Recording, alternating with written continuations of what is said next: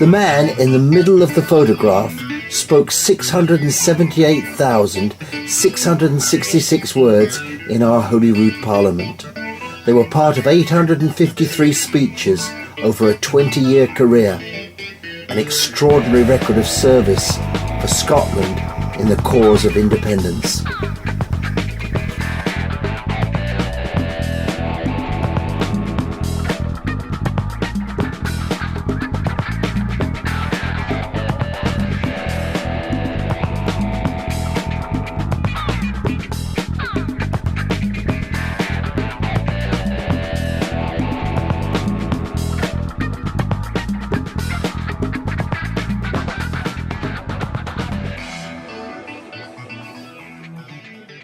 So, Stewart Stevenson, you're 77, although of course this might be watched in 10 years' time when you'll be 87, but this is your life. Tell us all about it. Tell us how you got to where you are, in a brief sort of précis of it all, of course, because we haven't got 77 years to in time, but please let us know who you are and what you did and why I came to see you today, if you like. It's really quite interesting. I think everyone has their own route that they've got into, associating with the idea that Scotland is something that is of value and that we should treasure. I am a slightly odd character in the sense that I started reading when I was about 3 years old. And when I was 5, I read a history of Scotland, end to end. And I was born in 1946, so I was 5 in 1951. The King died in 1952, and I remember exactly where I was. I was in the local post office when I heard people talking about it. And then the next year, in 1953, the Queen's coronation took place, and my family got television installed for the occasion. Not, I hasten to add, that we're particularly monarchical in the Stevenson family.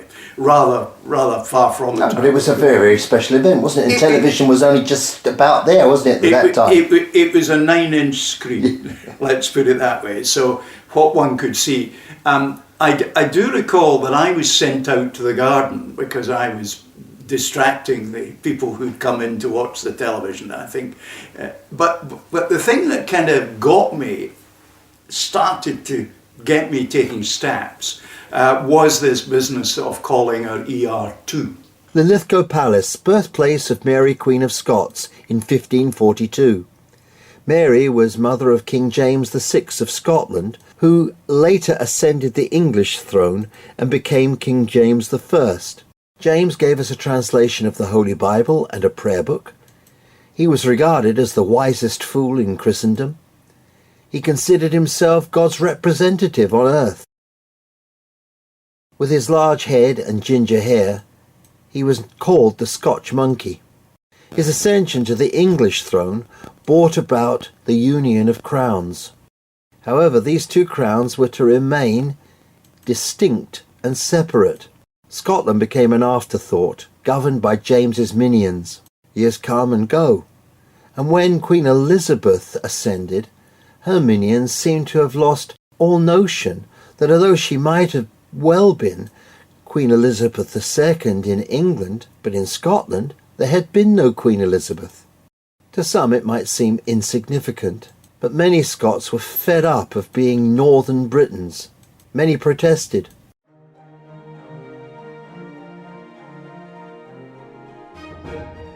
And to this day, royal mailboxes in Scotland are different from those in England.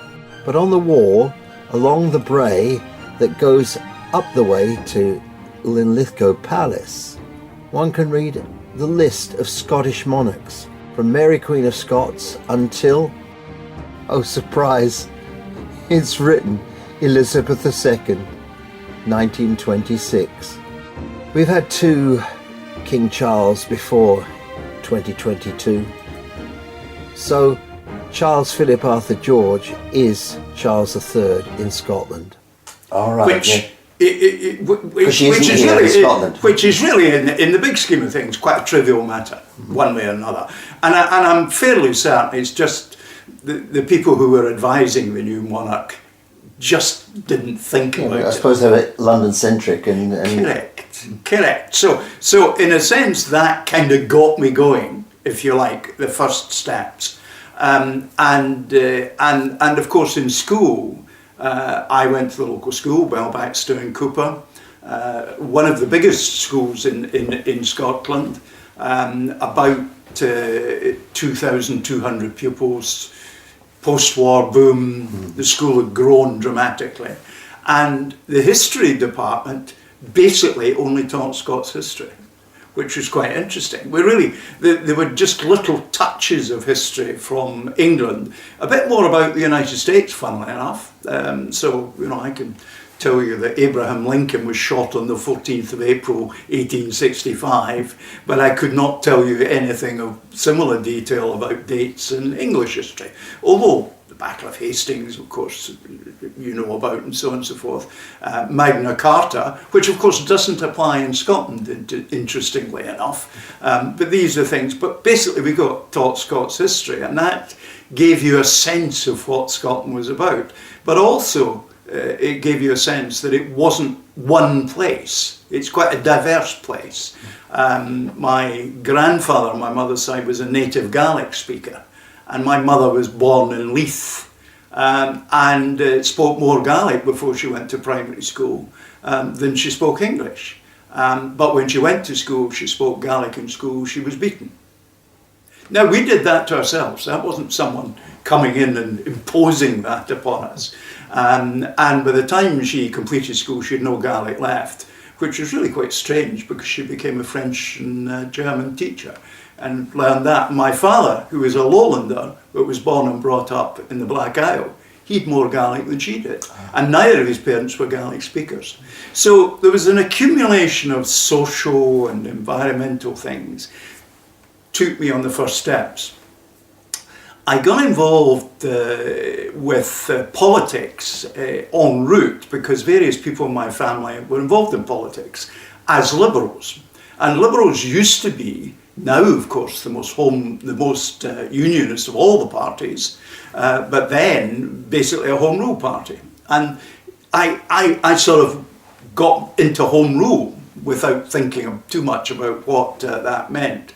My father's cousin was in Lloyd George's government. My great uncle was Lord Provost of Edinburgh, etc., etc. So politics was something that was talked about, discussed. But when I was 15, my pal Ian Calder, who had joined the SNP a year or two before, inveigled me along to a meeting that was being organised at the Corn Exchange in Cooper for youngsters who were interested in Scotland. And about 40 of us attended that meeting. And 2/3 of us, a couple of dozen, signed up for the SNP. But the key thing, I think, in a sense, was somebody asked me. If nobody had asked me, the future might have been fundamentally different. But no, I got asked to go along, and I've been a member of the SNP ever since. So since 1961. That little point too is a great point to make, because when I did sales training, they said if you don't ask, you don't get. Correct. And that's how I got in. So that means I'm this month, it will be 62 years since I joined the SNP. Now, I didn't become particularly active. When I became a student, of course, I was part of the Federation of Student Nationalists. I participated in, I think it would be 1967, the rectorial election at Aberdeen, where Frank Thompson, who is from Invergordon Distillers and was a member of the SNP, was standing for rector. So got involved in that, and we got him elected, which was really good. The SNP at Aberdeen University, I think we had about 500 members, which was quite a decent number. So we should have won it simply by weight of numbers. So that was probably the first time I was able to participate in an election. Unfortunately, I couldn't afford the rail fare from Aberdeen down to Hamilton, so I didn't manage to go and join Winnie Ewing in her campaign there. And I think before the election, it hadn't made huge impression on a lot of us anyway. It was just although of course the year before, the first nationalist in modern times, Gwynfor Evans, got elected in Wales. So Winnie was the first SNP, but she had a friend when she went there in Gwynfor Evans, and they remained, I believe, good friends for the rest of their respective lives. But that didn't get me involved actively. That really came in the 1970s. And I had moved to Linlithgow because I'd graduated in maths. I'd ended up working in computers for the Bank of Scotland, but I couldn't afford to buy a house in Edinburgh, so further out. What date was that now? We moved to Linlithgow in 1970. Because I had one of the first banking computers from Bank of Scotland, yeah. Yeah. And I've got a photograph of me. I had hair. And I was just poring over. We had a little black and white television. And if the wind blew, all the screen went blank. The Scots have been great innovators in many different ways. And we were really the first people to give people access to their bank accounts at their own desk and on a screen. It was fantastic. And one of the things I did, this is to divert away from politics briefly, when I was at the bank, I ran the operation in the computer centre for 3 years. Did lots of other things for them as well, which was great fun. But my own journey really started, I suppose, when I joined the local branch of the SNP in Linlithgow. And I got involved in some council campaigns, and then I went to my first conference. I'm not quite sure the year, I think it was 74 or 75 or 76, it was thereabouts, in the Usher Hall in Edinburgh. And I was sitting in the hall looking at the resolutions and amendments, and I looked at an amendment and I thought, that doesn't make sense. So I put a card in to oppose the amendment. And of course nobody in the place knew who I was, but I got called down and I went and I said my piece and persuaded them to reject the amendment. So I had success at my first outing. And you were marked a wee bit by that, I'm sure. I thought it told you something about the democratic nature of how the national movement actually worked, which was quite important. That somebody like myself, who had never been to a conference, whose face would not be known by hardly anybody who was there, could nonetheless have the opportunity to go in and make a decision. I can't remember what the subject was, but I do remember that I was able, as people are to this very day, to get involved in the democratic taking forward of the idea of Scotland and why Scotland, being independent, doing things that Scotland values and thinks are important, was something that was all our duty and all our opportunity to get involved in. And so that was 50 years ago that I discovered that. And I know many people continue to discover that in taking forward the idea of Scotland. And over the years, I kind of became somebody who went to almost every by-election, not quite. So I've actually participated in over 40 parliamentary by-elections, just because they come along and I go and I do it. Now, for me, who's actually an introvert, although you might not immediately think that, because I've learned to put on the face of an extrovert and how extroverts behave and to mimic their behaviours. But I'm naturally an introvert, as I think probably a majority of people are. But getting involved in politics enabled you to learn lots of things, how to relate to people. Now, as a doctor's son, my father was a GP in Cooper, single-handed. We had people came to the house twice a day for surgeries, and so in front room in the house, traditional way things were done. I wasn't isolated from people generally, far from it. In fact, my father in particular, for some reason, when the Tinkers came to town for the tatty Howkin and the berry picking and so on and so forth. They all came to us. So we had the Tory Member of Parliament was a patient. You know, we had the full spectrum came to the house. So socially, you met everyone in every condition in the house. Oh, and of course, with all the disease being brought in, my immune system continues to work extremely well to this day, as indeed is the case for my siblings. But the real point about all of that is that it built in politics on that, learning to go and knock on a door of somebody that you didn't know and listen to what they said. Because listening is more important than speaking, without any question. And I've got this view, there's a sort of ladder of getting people from one position to another. Mm-hmm. And you'll never actually really persuade anybody of anything. You only create the environment in which they can persuade themselves. Yeah, there was something I heard the other day, I wrote it down, I'm not quite sure where I heard it now. But it says you can't go from a no to a yes without a maybe in between. Yes, I think that's true. I've got one example from my time as an MSP, where there was one particular gentleman who, at a personal level, right from the get-go, I got on perfectly well with, who'd been a Tory parliamentary candidate. He was a bit older than me.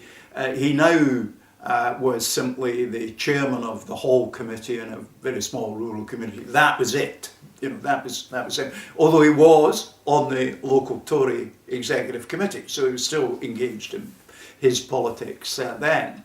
And over the years, worked with him to do things that the community wanted and so on and so forth, and got on very well with him. And the first time I really twigged that the move was on was when Ailey Whiteford was up for candidate to be the Westminster member for Banff-and-Buchan in 2010, and myself and the local councillor were taking her round things. And we went to the hall, and it was a Saturday, it was a coffee morning, and this gentleman was there. And we went in, and he said, "Stewart, how lovely to see you." That was his manner of speaking anyway. And he said, "Oh, and you brought Ian, the local councillor." And I said, "Delighted to see you again, Ian. And this is Ailey. Now, delighted to meet you." He then insisted on going up on the stage and speaking to everybody at the coffee morning and singing the praises of all three of us. This is a member of the Tory executive in the local area. And he just moved bit by bit. And when I was at his funeral, and as you might imagine, the front row was the family, of course. The second row was all the Tory hierarchy. And I was in row 6 or something like that. And the son went up to give the peroration about his father. And he opened it by saying, "As you know, my father has had a lifelong engagement with politics." And you could see the second row of Tory great and good sitting up a little bit, he said. And of course, over the piece, he came to realise that the party he would wish to support was the SNP. And that's the first time anybody had ever heard that, because they'd never heard it from him. And of course, the second row kind of slumped back in those seats, as you can imagine.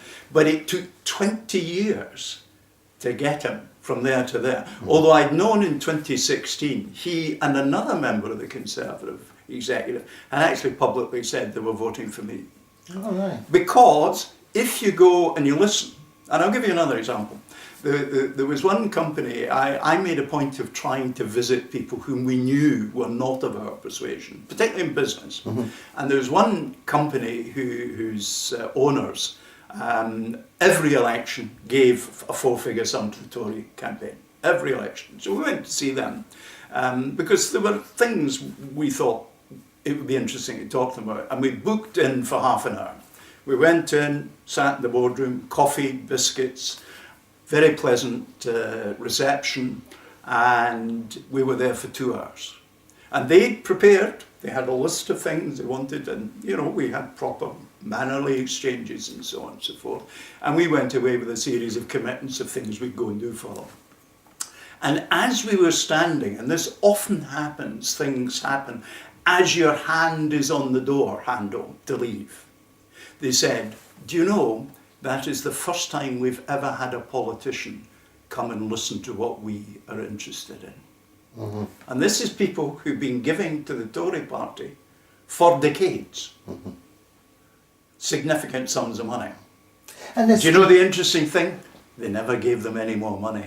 I don't think they necessarily started to vote SNP, but the point is, we'd taken them one step, maybe Right. 2 steps on the journey. That tradition continues. The things that you were saying earlier about people having a chance to speak at the conferences, I mean, the recent one in Dundee was fantastic with the things that people suggested. And indeed, when I saw you a few months, was it months or weeks ago, when we met in Dumfries a little while ago, again, there were ordinary people, and there was that nice young man who somebody just before him, someone more of our generation, stood up and said, "We need more young people." And I think the next guy got up and he got a round of applause just because he was young. But let's shuttle the story on a wee bit. So when did you first become an elected member? I had been asked over the years on many occasions to stand, and I'd always said no, because there were plenty of other people who wanted to stand, and I had a good and interesting career, and of course was very active as an unpaid member of the party, helping out. But when the Scottish Parliament came along, and I can actually pinpoint it to 7:45 in the evening on the day of the referendum, I was standing outside the hall in Linlithgow Bridge, greeting people as they went in to vote in the referendum, when 2 of my political chums came up to me and said, "Stewart, you should stand for this." And of course, after 30 years working for the Bank of Scotland, I'd kind of done everything. Mm-hmm. I was now in my 50s, likely that I would get to do in my career. So I arranged to go part-time at the bank. I went and saw our chief executive, Peter Butler. I booked in to see Peter, and I booked half an hour with him, and I was there for 2.5 hours. And at the end, Peter said, "Now, we'll need to put a press release out about this. Could you draft something up?" And I said, "Peter, here's the draft." Because preparation is the ultimate thing. And you've got to prepare for things that are not necessarily that likely. Because I didn't go in knowing that Peter was going to say. I was going to have to suggest to him, but fortunately, he suggested to me. Because he, as the chief executive of the Bank of Scotland, and he wasn't alone, was quite enthusiastic about the idea of a Scottish Parliament. I'm not trying to say he was enthusiastic about independence per se, but he was certainly enthusiastic about the idea that in certain respects we could make better decisions in Scotland. And when I became a minister some years later, Peter used to come and see me quite regularly and give me advice. It's worth saying I didn't always take it, but I listened courteously to what he had to say. So I stood in 1999 for the Linlithgow seat, and Greg McCara, who was standing in the Livingston ward, West Lothian was one area with 2 seats in it. We basically fought it as a joint campaign. And we did it a bit differently. First of all, because I'd arranged to go part-time, and I'd scheduled that I would actually get paid half a wage, but work full-time for a couple of months, and then basically just get time off. So I was able to do that. Very fortunate to do that. Most people are not able to do that. And we managed to get Tamdale's vote majority down from 12,000 to 2,000. And Greg and I both got higher shares of the vote than a significant number of our colleagues who managed to get elected. Tamdale, I mentioned his name, he's an interesting character, he was. Because Tam was so opposed to the idea of a Scottish Parliament when, 99, he wouldn't campaign in the election for it. And there were council elections the same day. And therefore, he was out campaigning for the council election, but not to do with Scottish Parliament elections. I had somebody came into my office in Bathgate, a lady who is married to a Nigerian gentleman who is about to be deported. And when I say about, the next day, and she'd come in to see if I could help. I said, well, yes, I can fax the Home Office and see what we can do. But have you been to see Mr. Dale? Because it's actually a Westminster responsibility. And Tam is very assiduous, whatever his politics, on how he deals with consent. And she said, oh yes, we've been working with Mr. Dale. So I said, do you mind if I speak to Mr. Dale to make sure we don't cross our wires and what I do compliment? She said, that's okay. So when she left, I phoned Tam Dale. And Tam Dale, old Etonian that he was, of course, he said, oh, absolutely the right thing to phone me about this. What you're proposing to do, just go ahead and do it. Absolutely the right thing. And so I did that. And I got a fax back. I sent the fax after 4 o'clock in the afternoon. I got a fax back before 8:30 the next morning saying they'd suspended. Oh. And furthermore, the guy's still here, No. 25 years later. But the really interesting codicil to all this is, every week for the remaining part of the election, it was about 5 or 6 weeks, Tam Dale phoned me to give me advice as to how to fight the election. Oh, well, there you go. So even Tam Dale, you know, somebody whose politics were fundamentally different, who fundamentally opposed, but from a principled point of view, everything about having a Scottish Parliament was nonetheless somebody who would not cut off relations with people with different views. Mm-hmm. And that was, and I think there's a message in that, because the people who think no, maybe voted no in 2014, are the people who are going to help us win the next yes vote. Mm-hmm. And therefore, we must do nothing to isolate ourselves from listening to them, having conversations with them, helping them to come to a new view in the next occasion that we have to move the agenda forward towards an independent Scotland. You became an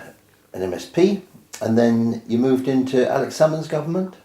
Yes. It was quite interesting that, because I've never had ambition. And that's helpful if you're in politics, not to have ambition, because then you are not disappointed as often as you might be if and of course the reporters can't keep going after you for it, can they? Correct. So when we got elected, it's worth remembering in 2007, something happened which I now refer to as the power of one. In that Dave Thompson, at the very last count, which was for the list vote in the Highlands, the returning officer got the candidates and agents together before he goes up on the platform to say what he's going to say. And Dave thought, that doesn't sound right. So Dave actually went and stood with his arms out and stopped him going to the platform and said, can I see your calculation? And it turned out the guy had a spreadsheet. He was doing the calculation, because there's a bit to the calculation. And he'd done a select everything on the spreadsheet, and he'd missed out the column with the SNP votes in it. Lummy O'Reilly Day. And when he redid it, mm-hmm. we got 2 seats. Uh-huh. And what happened? We got 1 more seat than the Labour Party at the result. Now, we would have been able to go to court after the event mm-hmm. and get it overturned, but the momentum associated with being one ahead mm-hmm. on the day and being able to start forming a government would have been lost. Mm-hmm. So that was the power of one. And every person who's in the independence movement may find themselves being the one person who has the opportunity. So don't hesitate. Yeah, people must go and vote, mustn't they? They must do their part. I mean, that's the whole idea. Because sometimes I think, I had a conversation with Kevin from Independence Live yesterday, and and I said we sweat ourselves to death doing this. But if just everybody would do just that little bit more, if everybody just show this film to somebody or something, right, then we'd be far further down the road. Because you have to get people from where they are to where you'd like them to be. So, is there any magic trick? No, because if someone would have thought of it. But what would you? What the magic trick is sweat. All right, fair enough. That's really all there is. An ability to listen, and use and remember that body language also communicates. Oh, yeah. Nodding your head, raising your eyebrows. And if somebody says something absolutely ludicrously, just let it pass, mm-hmm. because They're responsible for what they say. You're not compelled to respond to it.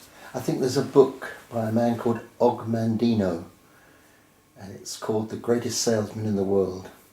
And you're meant to read each chapter for a month, 3 times a day. It's only quite a thin book, but one of the chapters is I will be the master of my emotions. And that's what you've just said, really. But in 2007, being asked how did I get into government, and the answer is we had 47 members on the SNP benches and 82 on the other benches. And it never occurred to me. I thought Alec was actually seeing every member of the group to talk to them, because I was asked to go and see them. And I walked into the room, and John Swinney and Alex Salmond were there. And basically, almost before I'd sat down, I said, we'd like you to consider being a minister in the government. And I was gobsmacked. It never occurred to me that was what the meeting was about. It was before, of course, he was in Bute House. He was just in one of the rooms in Parliament. And then I thought about it afterwards, of course. And if you've 47 members, you've fewer people to choose from. And people like myself who'd got reasonable amounts of business experience, who therefore had run things. I mean, I'd had 500 staff at one stage.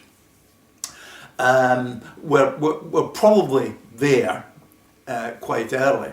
I hadn't taken particular interest in the subjects I got given: climate change, transport, infrastructure, canals, Scottish water, and things like that. But was delighted to get it, and it turned out, in my mind, to be a perfect fit with the way I thought about it, because it's quite a technical job, and I got excited about things that nobody else would get excited about at all. Like a project that we had at Paisley, where we were electrifying a wee bit of railway line, but it was a critical bit of railway line which prevented electric goods trains coming from the south of England to central Scotland, because there was this little bit where there was no electrification. And I had a budget of 18 million. And Transport Scotland said, no, it's 30 million minutes, can't be done for 18 million. So they got fed up and gave it to an apprentice, a graduate apprentice. And they didn't tell him it was impossible. And he came up with a solution. And the solution was to put a bit of wire under a bridge, which was otherwise going to have to be raised, which is a very expensive process, without power in it. Oh, yeah. So therefore, it could be close to it. Mm-hmm. And provided the train entered the dead section at 40 miles an hour, it goes through. Why did that guy succeed with that project? And it's my favourite project of all the millions and millions that we got spent, because he did the impossible. And why did he do the impossible? Because nobody told him it was impossible. And therefore this young man was able to come up with an idea that all these wizened old engineers who'd been in the industry for decades, who knew better and were saying it can't be done, he done. And he won the UK Apprentice of the Year award, and it's now being implemented right across the network in other circumstances. So I think there's a message for all of us who campaign for independence. Don't let anybody tell us it's impossible, and get the youngsters on board, and don't tell them anything's impossible. In England, they have various mainstream television broadcasters, the BBC, ITV, Channel 4, etc. They also have other stations, professionally funded and staffed, which generally support the right wing of politics.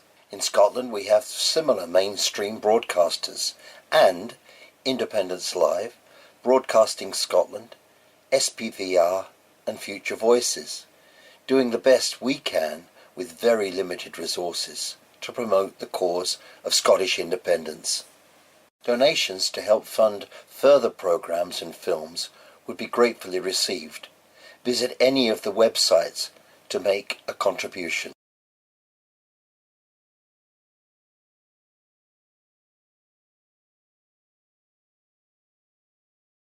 Please download and share.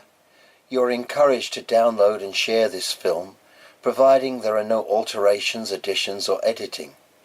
To download, click the full screen button on the player, click right on the film and save as. 400 to 500 megabytes, so use a computer. All video and photographs other than those credited Sound recordings and interviews are copyright SPVR 2023 and may not be used for any purpose without written permission. Email spvr@spvr.org, www.spvr.org. A really easy way to share all the films made by SPVR is by copying or typing this link onto social media or in emails and messaging services like Signal and WhatsApp. https://www.spvr.org www.spvr.org. Thank you. Because the people who think no, maybe voted no in 2014, are the people who are going to help us win the next yes vote. And therefore, we must do nothing to isolate ourselves from listening to them, having conversations with them, helping them to come to a new view in the next occasion that we have to move the agenda forward towards an independent Scotland.